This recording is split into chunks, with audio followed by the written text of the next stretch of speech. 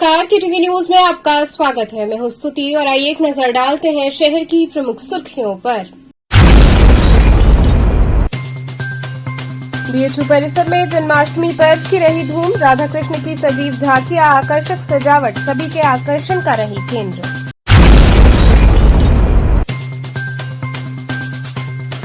आदमपुर थाने की police team ने हत्या में लिप्त 2 अभियुक्तों को किया गिरफ्तार।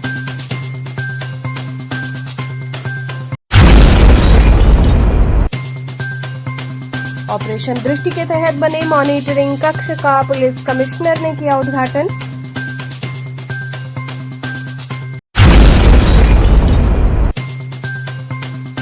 और शहीदाने करबला की याद में निकला चहल्लुम का जुलूस।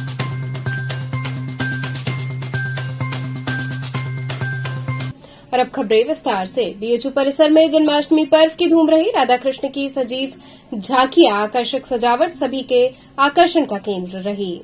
रिमझिम बारिश के बीच महामना की बगिया BHU में जन्माष्टमी की रौनक नजर आई। छात्रावासों में कृष्ण की बाल लीला से लेकर कृष्ण की रास लीला के मनमोहक दृश्य सजाए गए थे, जिसे देखने के लिए देर रात तक लोग आते रहे। छात्र छात्राओं ने पूरे उत्साह से नंदलाला का जन्मोत्सव मनाया। त्रिवेणी हॉस्टल में कारागार में कृष्ण के जन्म के साथ ही राधा कृष्ण के झूले की झांकी, गौपालन, भगवान कृष्ण की सूप में ले जाते हुए कालियानाग मर्दन, माखन चोरी, कारावास का सजीव चित्रण किया गया था, जो लोगों को अपनी ओर खींच रहे थे। इस दौरान छात्राओं द्वारा त्रिवेणी हॉस्टल में गायन, वादन, नृत्य, समूह नृत्य प्रस्तुत किया गया। कार्यक्रम को देखने के लिए सैकड़ों की संख्या में छात्राएं मौजूद रहीं। इस पल को लोग अपने मोबाइल के कैमरे में कैद करते नजर आए। सभी छात्राओं ने तालियां बजाकर कार्यक्रम प्रस्तुत करने वाले लोगों का उत्साहवर्धन किया। सुरक्षा की दृष्टि से पुलिसकर्मी और BHU के सुरक्षा गार्ड लगाए गए थे। Hostel warden professor Deep Singh ने बताया कि हम लोग कई माह से जन्माष्टमी की तैयारी में लगे हुए थे। उन्होंने बताया कि कृष्ण जन्माष्टमी को लेकर छात्राओं में काफी उत्साह है। इस हॉस्टल को आकर्षक इलेक्ट्रॉनिक झालरों, झांकी और फूल पत्तों से सजाया गया है। बच्चों में भी काफी उत्साह है। बच्चों द्वारा कार्यक्रम भी तैयार किया गया है, जिसकी प्रस्तुति हो रही है। हॉस्टल में सजीव झांकियां भी सजाई गई हैं, जिसको बच्चों ने स्वयं तैयार किया है और यहाँ के हॉस्टल की बच्चियां ही सजीव झांकी के रूप में मौजूद हैं।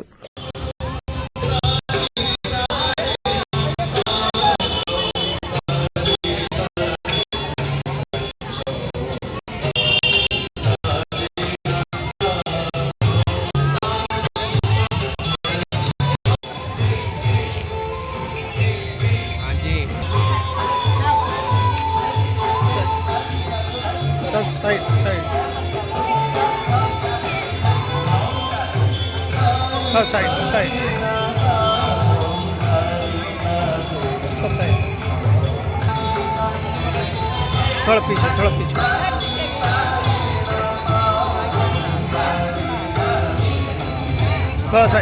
साइड। आज क्या बने हैं आप? आज मैं राधा बनी हूँ। कितने दिनों से तैयारी चल रही थी? देखिए, मैम लोगों ने कहे तो हम लोग को कम से कम 20-22 दिन पहले ही कह दिया था।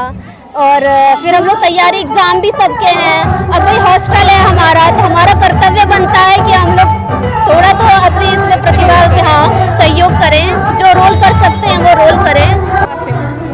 कितने दिनों से आप लोग तैयारी कर रहे हैं और आज क्या बने हैं आप? आज मैं कृष्ण बनी हूँ और मेरे साथ ये राधा है।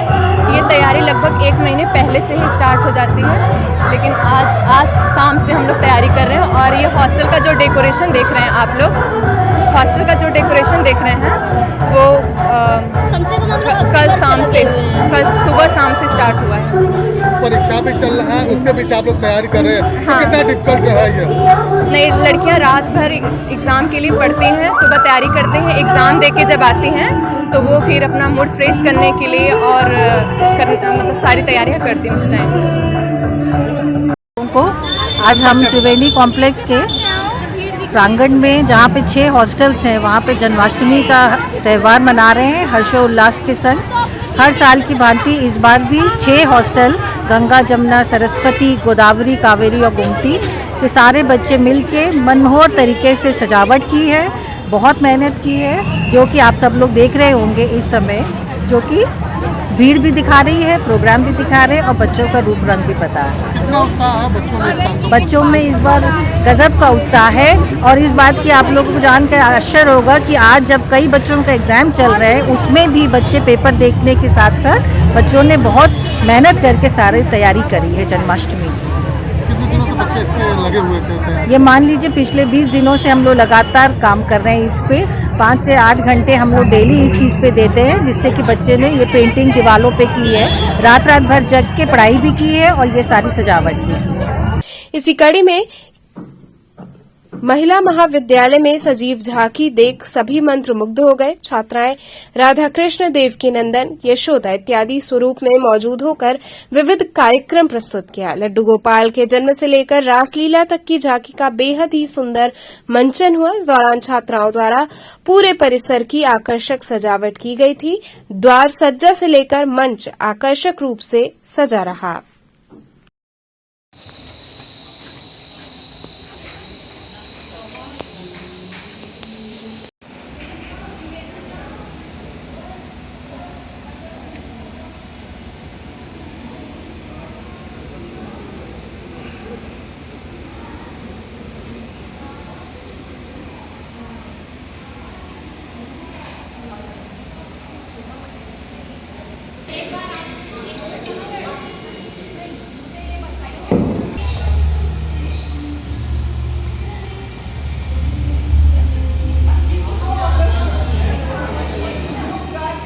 क्या आप कैरेक्टर कर दिखा रहे हैं? हमने कृष्ण कन्हैया का रूप लिया हुआ है जो कि कुरुक्षेत्र के रण में अर्जुन को गीता का ज्ञान सिखाते हैं। जब अर्जुन एकदम विचलित हो जाते हैं, वो एकदम व्यथित हो जाते हैं कि ये मेरे अपने हैं, मैं इनको कैसे मारूंगा। तो वहाँ पे उनको गीता का ज्ञान देने के लिए, सारे उपदेश देने के लिए श्री कृष्ण जो होते हैं वो सबको ये बताते हैं कि दुनिया में क्या है क्या नहीं है। माया का स्वरूप बताते हैं कि आत्मा अमर है, आत्मा अजर है और ये माया जो है वो इंसान को, मनुष्य को अपने फांसे में ऐसे फांसती है कि वो प्रभु को भूल जाता है। तो यही उपदेश देने के लिए आज हमने श्री कृष्ण का रूप धरा है। इसके लिए कितने घंटे आप मेहनत किए, कितनी तैयारी की आप लोगों ने? हमने आज देखिए हमारे पास बहुत टाइम की कमी थी।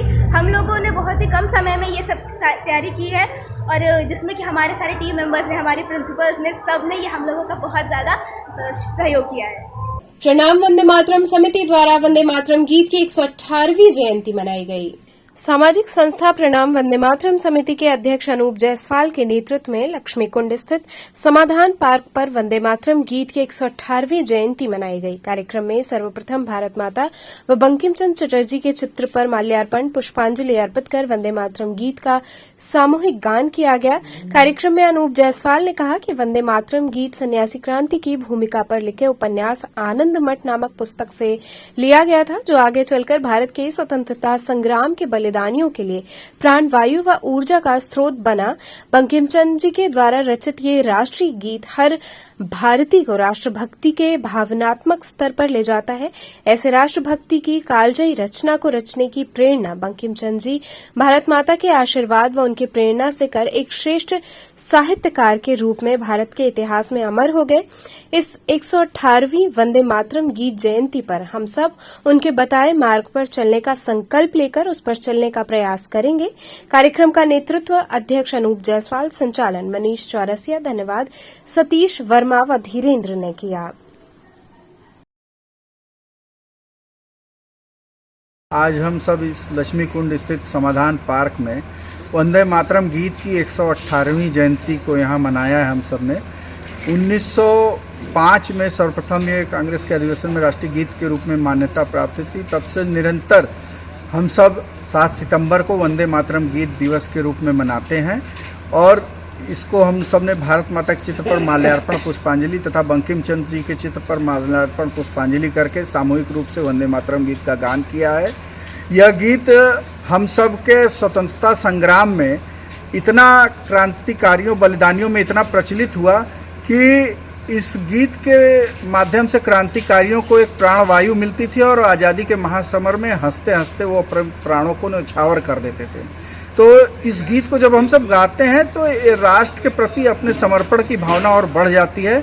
इसलिए हमने आज 118वीं जयंती पर बंकिम चंद्र जी भारत माता के चित्र पर माल्यार्पण, पुष्पांजलि करके इस गीत की जयंती को मनाया है। कृषि उत्पाद सीधे उपभोक्ता के द्वार के तहत मुख्य विकास अधिकारी द्वारा 40 उत्पादों से युक्त वाहन रवाना किए गए। कृषक उत्पादक संगठन एवं औद्यानिक विपणन सहकारी समिति लिमिटेड टिकरी काशी विद्यापीठ कार्यालय में कृषि उत्पाद सीधे उपभोक्ताओं के द्वार के तहत कार्यक्रम आयोजित किया गया, जिसमें मुख्य अतिथि मुख्य विकास अधिकारी वाराणसी हिमांशु नागपाल, अध्यक्षता AK सिंह, उप निदेशक कृषि, विशिष्ट अतिथि सुभाष कुमार, जिला उद्यान अधिकारी वाराणसी की उपस्थिति के साथ संरक्षक अनिल कुमार सिंह, इंजीनियर अमित सिंह, डॉक्टर राम कुमार राय ने विभिन्न कृषक उत्पादक संगठनों द्वारा निर्मित सरसों का तेल, शुद्ध घी, हल्दी पाउडर, धनिया पाउडर सहित 40 उत्पादों से युक्त वाहन को हरी झंडी दिखाकर रवाना किया, जो कि विभिन्न बहुमंजिले भवनों, बाजारों में सीधे उपभोक्ता के घर उपलब्ध कराया जाएगा।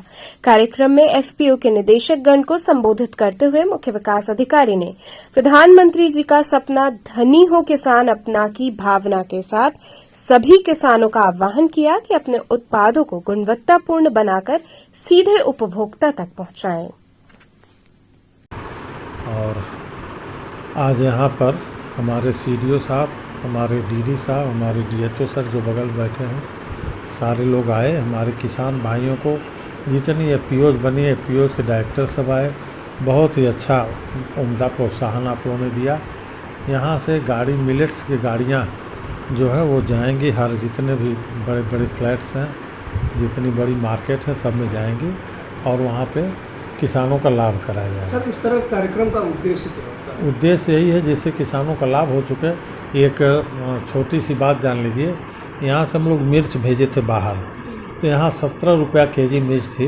ये हमारे डॉक्टर राम कुमार राय साहब ने ये हम लोग को प्रेरणा दिया और यहाँ पे हम लोग 17 रुपया kg मिर्च थी, हम लोगों ने किसानों को 90 रुपया kg दिलवाया। 90 रुपया kg दिलवाया, किसान भी खुश हो गए, कोई मीडिया नहीं, और उससे उन लोगों को आय भी बढ़ी। इसके बाद नींबू गया, नींबू के बाद अब ये लोग अगले साल तक आम भी भेजने की तैयारी कर रहे हैं, लीची भी भेजने की तैयारी कर रहे हैं, लीची भेज भी चुके हैं पहले।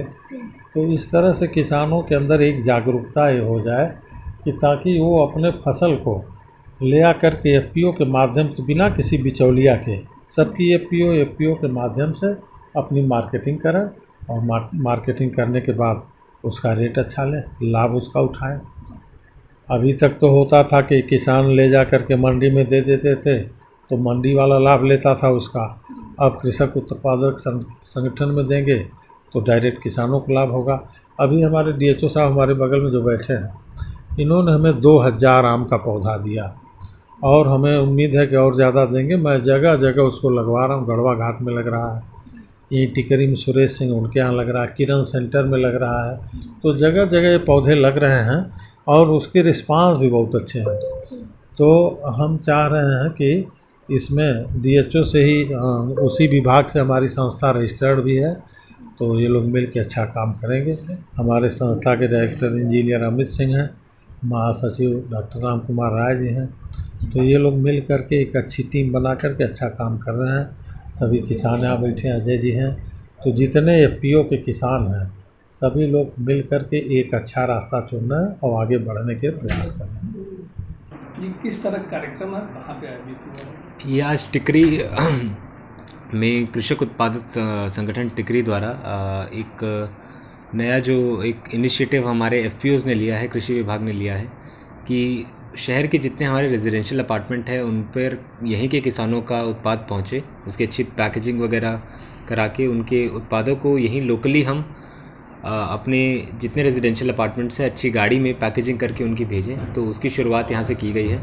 इसी कड़ी में अब विभिन्न हमारे सभी रेजिडेंशियल अपार्टमेंट्स और FPOs को जोड़ा जाएगा। उनके कृषि उत्पाद जो हैं उनकी प्रोसेसिंग कराकर, उनको अच्छी पैकेजिंग कराकर उन्हें यहाँ लोकली हम अपने रेजिडेंशियल अपार्टमेंट से बेचेंगे। इसके साथ साथ हमारे प्रोडक्ट्स की एक्सपोर्ट कराने के लिए अलग अलग विभिन्न कृषि विभाग द्वारा और हमारे FPOs द्वारा अलग अलग कार्य कराए जा रहे हैं, कदम उठाए जा रहे हैं। उनको भी आगे स्ट्रेंथन किया जाएगा और मजबूत किया जाएगा।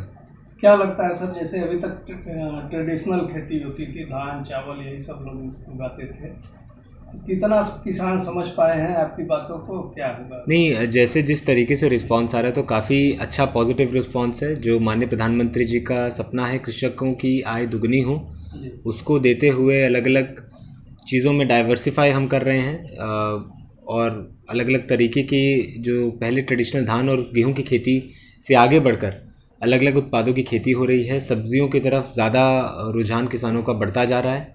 इसी के साथ अलग अलग नई नई तरीके की फसलों की तरफ रुझान बढ़ता जा रहा है। एक्सपोर्ट मार्केट के लिए यहाँ पर हम पैक हाउस हमारा तैयार है जिसका उपयोग किसानों द्वारा किया जा रहा है। साथ ही साथ IIVR, VHU इनके माध्यम से किसानों को सपोर्ट इनपुट का दिया जा रहा है लगातार। इनको और मजबूत किया जाएगा और किसानों की आय दोगुनी करने के लिए अलग अलग कदम और आगे लिए जाएंगे। कितने गांव तक अभी तक पहुंच बना पाए? ये सभी गांव में कुछ ना कुछ हर तरीके से पहुंच जाती है। अलग अलग कदम उठाए जाते हैं तो हर गांव में कोई ना कोई किसान इसका लाभान्वित होता है और प्रयास किया जाएगा सभी गाँव के जितने हमारे किसान बंधु हैं पूरे जनपद के सभी इससे लाभान्वित हों। कोई संगठन इसके लिए काम कर रही है या? सारे हमारे FPOs हैं, जैसे आज आप जिन तत्वाधान में बैठे कृषि उत्पादक संगठन टिकरी, इसी तरीके से बहुत सारे हमारे FPOs हैं। लगभग 32 हमारे FPOs हैं। वो सभी इसके लिए बढ़ चढ़कर वाराणसी में काम कर रहे हैं और अलग अलग उनकी लगातार मीटिंग्स कराते रहते हैं। हम बिज़नेस प्लान बनाने में उनके सहयोग के लिए और उनसे जो सरकारी योजनाएं हैं उनके बारे में जानकारी के लिए अलग अलग बैठकें बुलाते रहते हैं, जिससे सभी FPOs कहीं ना कहीं प्रोसेसिंग में आगे आएँ और अपने उत्पादों को सिर्फ मात्र मंडी में ना बेचकर उनकी प्रोसेसिंग कराकर आगे उनको सेल करें। इसके लिए अलग अलग उनसे ब्रीफिंग कराई जाती है और उनके आवश्यक कदम उठाने के लिए उनको सहयोग किया जाता है।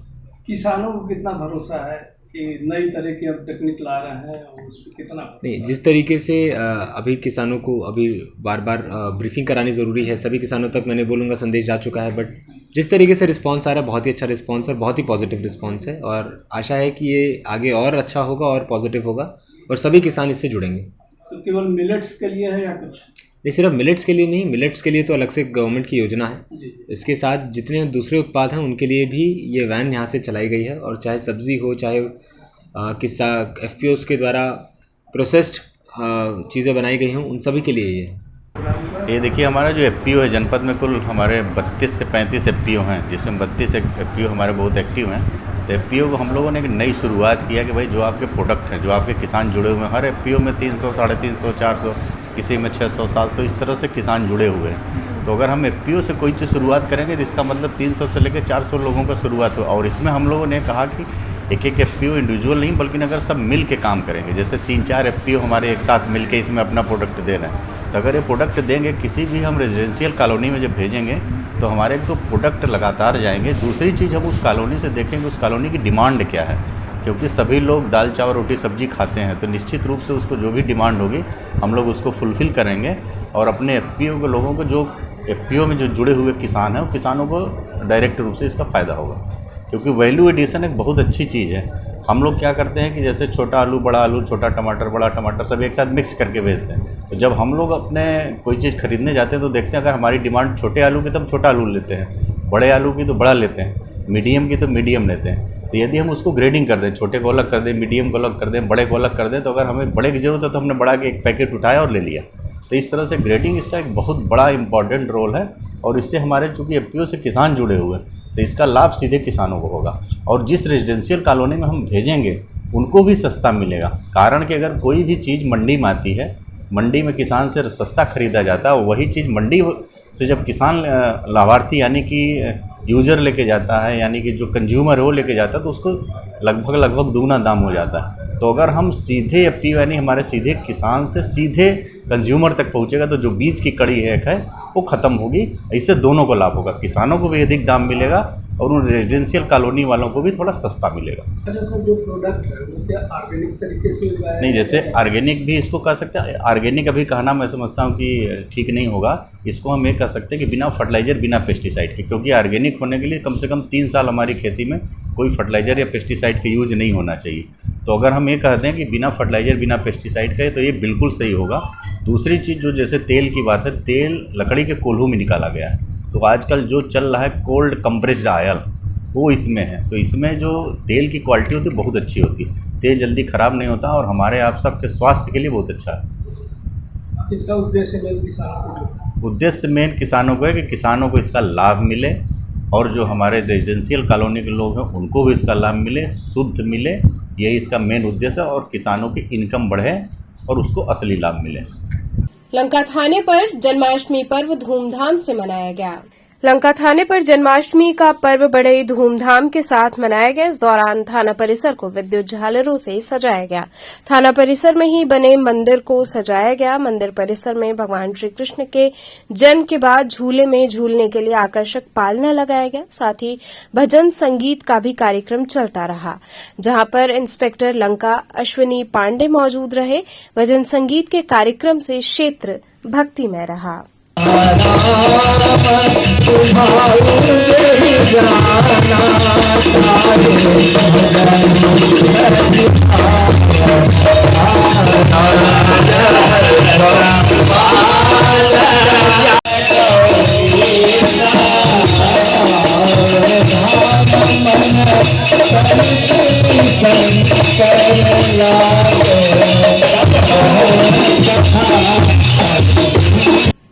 आदमपुर थाने की पुलिस टीम ने हत्या में लिप्त 2 अभियुक्तों को गिरफ्तार किया। आदमपुर थाने की पुलिस ने 2 अभियुक्तों को गिरफ्तार कर लिया। विगत 5 सितंबर को थाना आदमपुर पर मृतक संजय कुमार साहनी के संबंध में गुमशुदगी दर्ज की गई थी। 6 सितंबर को एक अज्ञात शव कोटवा गांव के पास सूर्य मंदिर के बगल में झाड़ी में मिलने की सूचना प्राप्त हुई। मौके पर थाना आदमपुर व मृतक के परिजन पहुंचकर शव की शिनाख्त की तो उक्त संजय साहनी का ही था।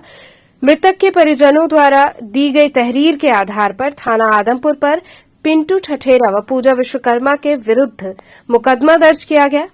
आरएस गौतम पुलिस उपायुक्त जोन काशी कमिश्नरेट वाराणसी के निर्देशन में थाना आदमपुर पुलिस द्वारा मुखबिर खास की सूचना के आधार पर मामले से संबंधित वांछित अभियुक्त पिंटू कुमार ठठेरा को चंदन शहीद मजार के पास थाना आदमपुर से गिरफ्तार किया गया तथा वांछित अभियुक्ता पूजा विश्वकर्मा को कोनिया घाट पुल के पास से गिरफ्तार किया गया। गिरफ्तारी के संबंध में थाना आदमपुर पुलिस द्वारा विधिक कार्रवाई की जा रही है। संजय साहनी निवासी कोनिया की गुमशुदगी दिनांक 5 तारीख को पंजीकृत की गई थी और इसमें बताया गया था कि ये गुमशुदा 4 सितंबर से गायब है और इस संबंध में पुलिस टीम के द्वारा कार्रवाई की जा रही थी। इसी दौरान एक डेड बॉडी की सूचना सारनाथ में भी प्राप्त हुई और इसमें जो गुमशुदगी की जांच के दौरान ही इन्होंने एक व्यक्ति को अपने कब्जे में लिया तो उसने पूरी घटना को इकबाल किया और ये बताया कि जो है मेरे द्वारा अपनी जो है प्रेमिका के साथ मिल करके संजय की हत्या करके डेड बॉडी को सारनाथ क्षेत्र में झाड़ी झंखाड़ में फेंक दिया गया है। इसमें दोनों अभियुक्तों को गिरफ्तार किया गया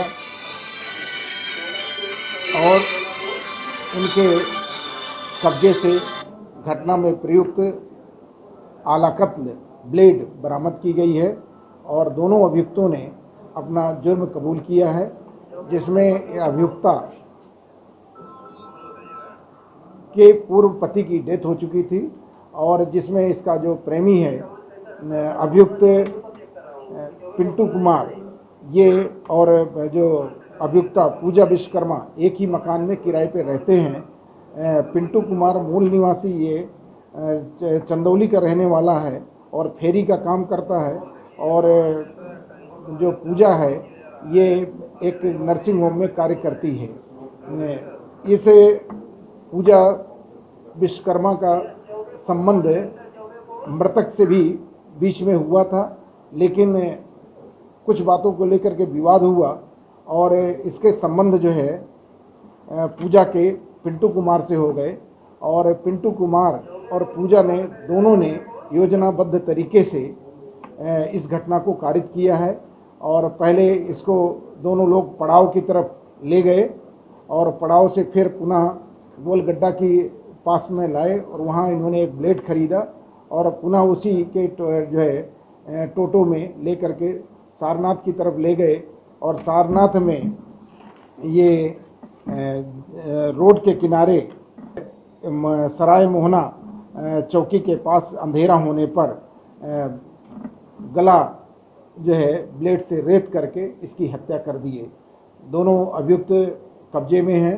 आला कत्ल भी बरामद किया गया है और विवेचना के दौरान इनके बारे में आपराधिक इतिहास भी ज्ञात किया गया है। अभी तक कोई आपराधिक इतिहास नहीं मिला है और इनको जो है न्यायिक हिरासत हेतु जेल भेजा जा रहा है और अन्य साक्ष्य संकलन की कार्रवाई की जा रही है।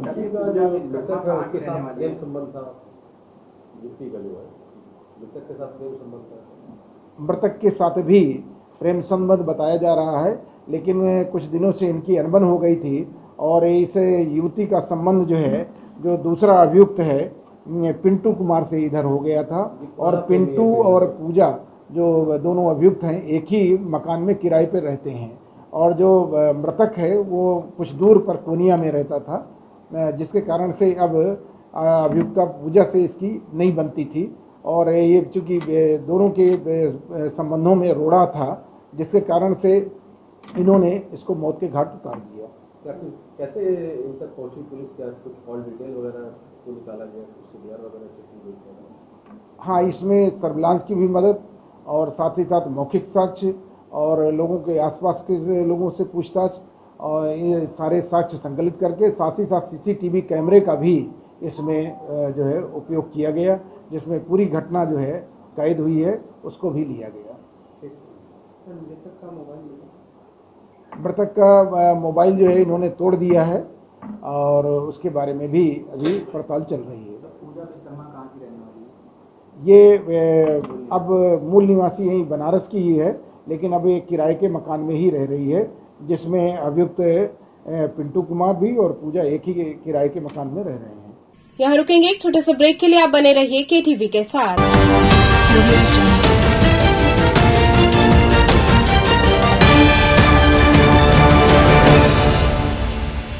खबरों से जुड़े रहने के लिए हमारे चैनल केटीवी वाराणसी को सब्सक्राइब करें और लेटेस्ट अपडेट्स के लिए बेल आइकन को प्रेस करें।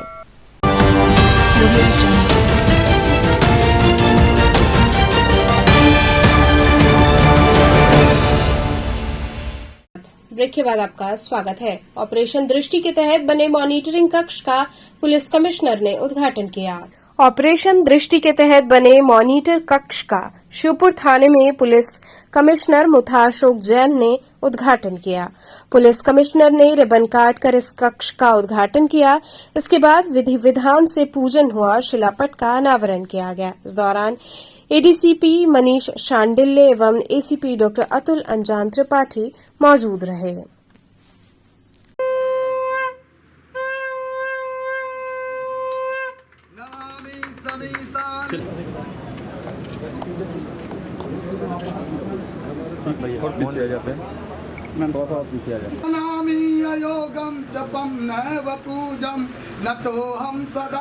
बांस फाटक माला बाजार ग्राहकों से पटा रहा। लोगों ने माला फूल सजावटी सामानों की जमकर खरीदारी की। नगर में जन्माष्टमी की धूम सुबह से ही रही। बांस फाटक माला बाजार ग्राहकों से पटा रहा। मंडी में तरह तरह के माला फूल, गुलदस्ता, छड़ी फूलों वाली जो भगवान कृष्ण को अति प्रिय है, तरह तरह के सजावटी सामान की खूब खरीदारी हुई। माला फूल तो मंडी में कम है, लेकिन खरीदारों की काफी भीड़ है। एकांश अग्रवाल ने बताया कि इस वर्ष 2 दिन जन्माष्टमी पड़ जाने के कारण माला मंडी में माल कम आया है, लेकिन खरीदार ज्यादा हैं। इसलिए माला फूल, पत्ती आदि के रेट में काफी वृद्धि हो गई है। फिर भी बाजार में खूब बिक्री हो रही है। लोग हर्षोल्लास के साथ पर्व को मना रहे हैं। इस जन्माष्टमी को देखते हुए किस तरह की यहाँ पर खरीदारी चल रही है? देखिए, जन्माष्टमी तो लोग यहाँ पे 2 दिन लोग मना लिए, कल भी मना लिए और आज भी मना लिए। कल बाबा विश्वनाथ की और आज गोपाल मंदिर की मनी है। तो ख़रीदारी क्या है, माल कम है लेकिन भीड़ भाड़ बहुत ज़्यादा है। और माल कहने का इस समय छड़ी है, गुलदस्ता है, गुलाब है, सफ़ेद माले की बहुत ज़्यादा डिमांड रहती है। उससे माला का बाज़ार ही बहुत महंगी। एक माला गुलाब की 100 रुपये, 200 रुपये जोड़ा बिक रही है। और जो छड़ी बाबा को चढ़ती है कृष्ण जी को जो प्रिय है, वो 70 से 80 रुपये जोड़ा बिक रही है। गुलदस्ता 150 रुपये जोड़ा, 200 रुपये जोड़ा बिक रहा है।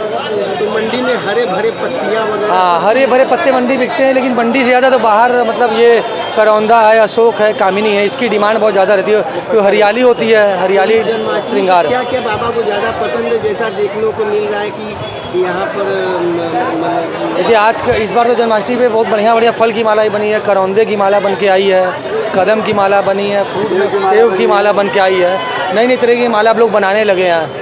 शौक है। आलू की टिक्किया की बन रही है माला जी। चल रहा है। मक्खन बाहर बेच रहे हैं सब। मक्खन तो हर साल बिक रहा है, कई सालों से मक्खन बेचते सब आए हैं। ये मक्खन तो बहुत प्रिय कृषि जी को हर कोई जानता है। आलू की टिक्किया की माला बना के ले आ रहे हैं। बहुत महंगा चल रहा है। बाजार महंगा है, बाजार कह सकते हैं बहुत महंगा है। गुलाब वगैरह लेकिन बिक्री बच्चा की क्या पोजीशन? माल कम है, महंगाई ज़्यादा है, बाजार तेज है। शहीदाने करबला की याद में चहल्लुम का जुलूस निकाला गया। शहीदाने करबला के चहल्लुम इमाम हुसैन की याद में 400 बरस पुरानी काली तुरबत का व अलम का जुलूस उठाया गया। चहल्लुम का जुलूस इमामबाड़ा, कच्ची सराय, दाल मंडी से सैयद इकबाल हुसैन लाडले हसन की देखरेख में उठाया गया। ये जुलूस दाल मंडी, नई सड़क इत्यादि मार्गों से होते हुए फातमान जाकर समाप्त हुआ। जुलूस में शामिल लोग नौहा पढ़ते चल रहे थे। वहीं चहल्लुम का दूसरा जुलूस अंजुमन हैदरी चौक, बनारस, दाल मंडी से उठाया गया। अपने कदीमी रास्ते को तय करता हुआ जुलूस दाल मंडी, नई सड़क, फाटक शेख सलीम, काली महल, पितरकुंडा, फातमान जाकर समाप्त हुआ। जुलूस का संचालन शकील अहमद जादूगर ने किया।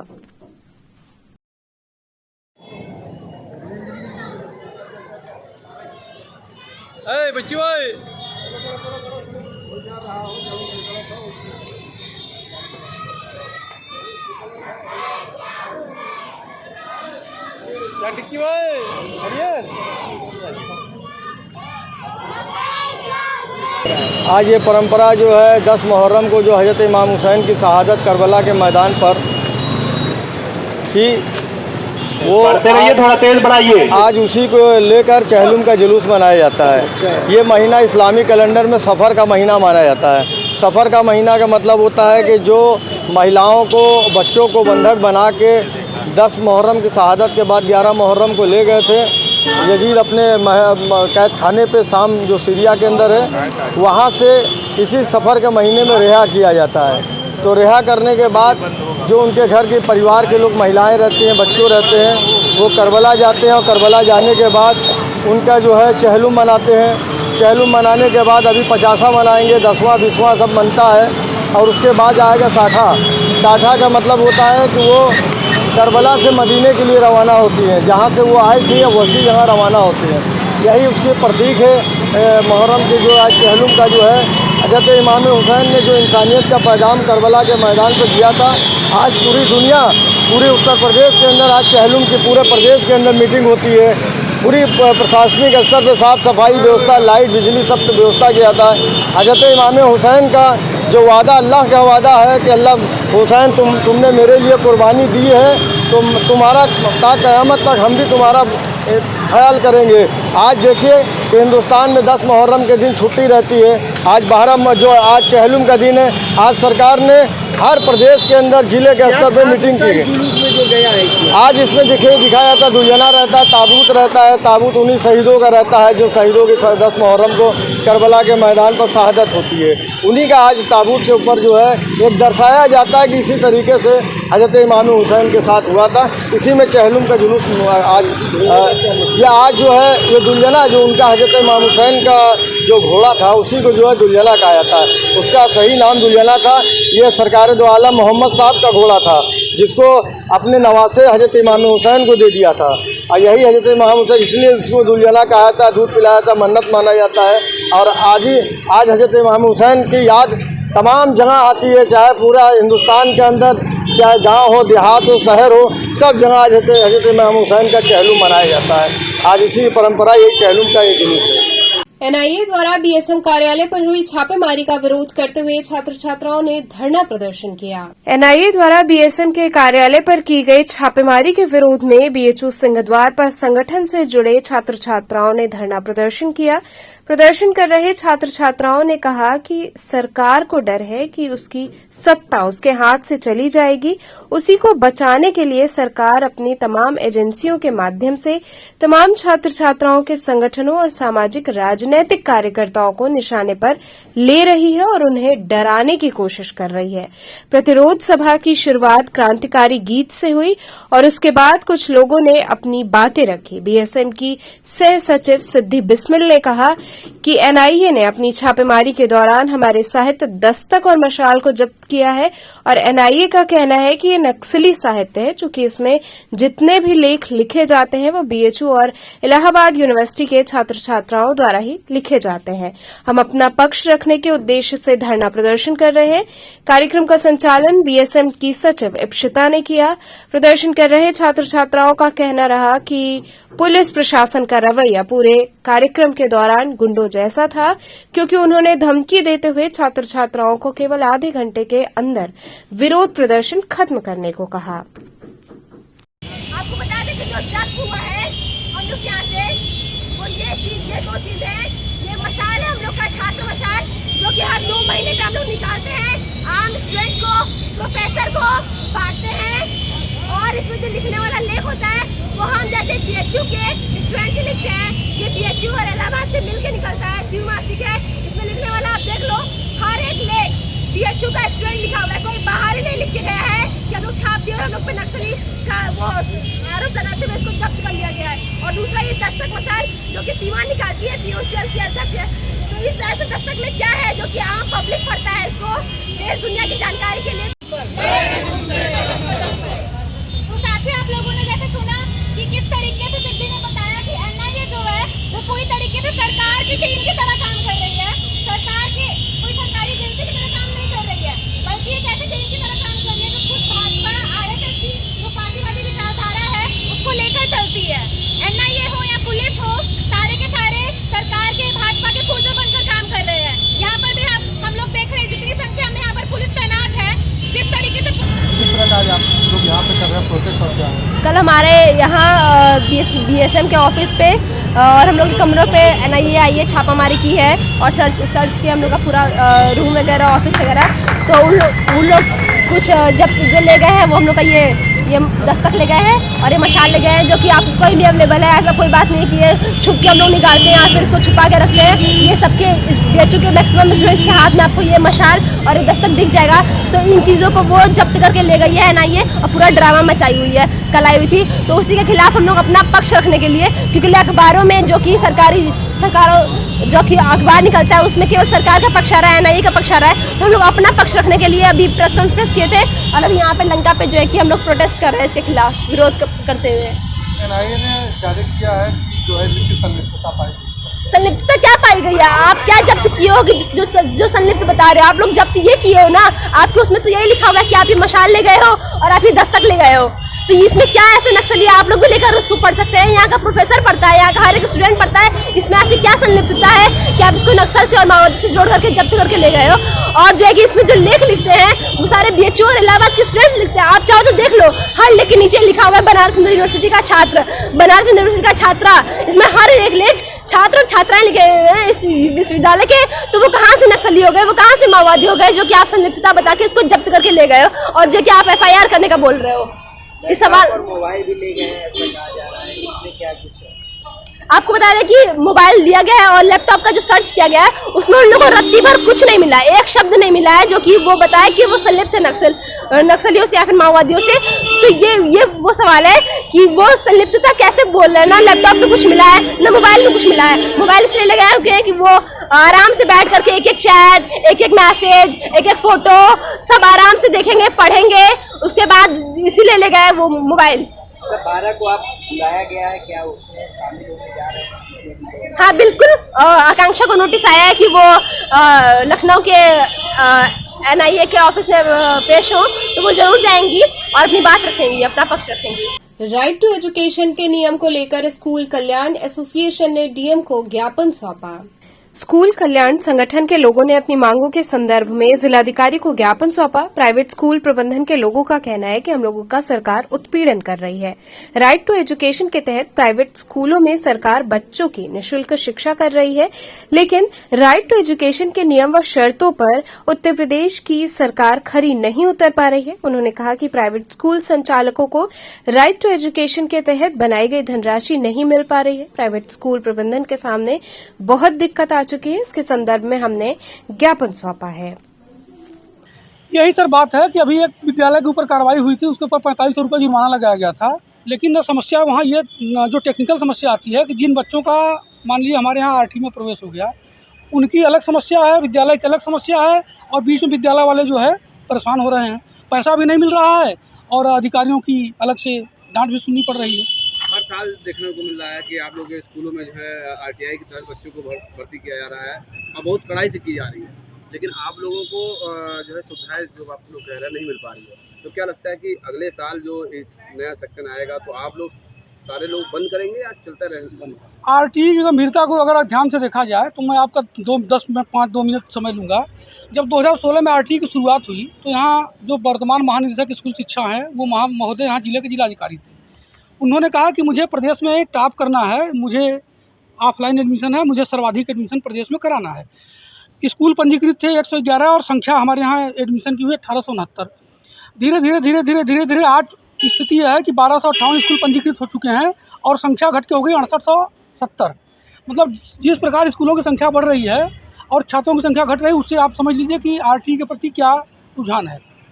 मैं स्कूल कल्याण एसोसिएशन के प्रदेश के महामंत्री। मोदी जी, ये बताइए कि जो स्कूलों को लेकर के पैसे देने की बात कही जा रही है कि स्कूलों को वो फंड दे दिया गया है, अभी बीएसए की तरफ से भी ये बातें आई है, आप लोगों का क्या कहना है? ऐसा है कि 22-23 में समस्त स्कूलों को पैसा नहीं मिला है। केवल जो पैसा मिला है 465 स्कूलों को मिला है, उसमें 32% मात्र मिला है, जो कि अभी बकाया इस सत्र का 22-23 का है 31,57,00,000 रुपये बकाया है। तो क्या लगता है कि जो स्कूल के प्रबंधकों को पैसा मिला है, क्या वो टॉप लेवल के स्कूल है या आप लोग के लेवल? नहीं, कोई टॉप लेवल का नहीं है। वो सब 465 जो विद्यालय है वो जो सत्यापन हुआ है वो सत्यापन बच्चों को कराए थे उनको मिला, और विद्यालय के जो सत्यापन कराए थे उनको मिला था। बाकी जो था सत्यापन हो गया था उन लोगों का भी पैसा रुका है। उसके साथ साथ जो 32% विद्यालयों का पैसा मिला उनका भी पैसा अवशेष रुका हुआ है। आप लोग कितने सालों से पैसा? ये पैसा रुका हुआ है 3 साल से, विगत 3 साल से लगभग ये पैसा रुका हुआ है। तो आप लोग इसको लेकर के क्या कर रहे हैं? हम लोग इसको अगर ये सरकार अगर इसको हम लोग की बात मानती है तो ठीक है। अगर सरकार के जो समस्त सिस्टम है, अगर इस सिस्टम को अगर ये उदासीनता रहेगा तो आगामी सेशन में हम लोग इसका क्या रूप लेगा वो हम प्रबंधक लोग आपस में बैठ के बात करेंगे क्या क्या स्थिति होगा। हो सकता है भयावह रूप लेने के सब प्रबंधक तैयार है पूरे प्रदेश के। क्या लगता है कि जो बड़े संस्थान है जी वो क्यों चुप्पी साधे हुए हैं? बड़े संस्थान भी हम लोग के साथ है, हम लोग सरकार के खिलाफ वो लोग भी है। अगर अगर हम लोग का बजट में पैसा अगर ये देते हैं इस साल अगर पैसा दे देते तो ठीक, नहीं इसका चुनाव पर असर पड़ेगा। हम लोग को एकजुट होगी। तो चलते चलते पुनः एक नजर डालते हैं शहर की प्रमुख सुर्खियों पर। बीएचयू परिसर में जन्माष्टमी पर्व की रही धूम, राधा कृष्ण की सजीव झांकियां, आकर्षक सजावट सभी के आकर्षण का रही केंद्र।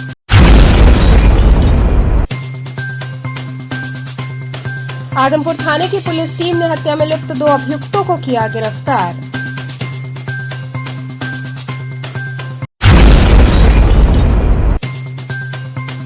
ऑपरेशन दृष्टि के तहत बने मॉनिटरिंग कक्ष का पुलिस कमिश्नर ने किया उद्घाटन।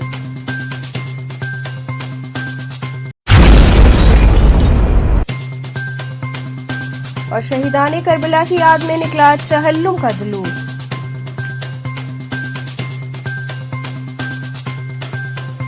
तो थे आज के समाचार, कल फिर होगी मुलाकात। तब तक के लिए नमस्कार।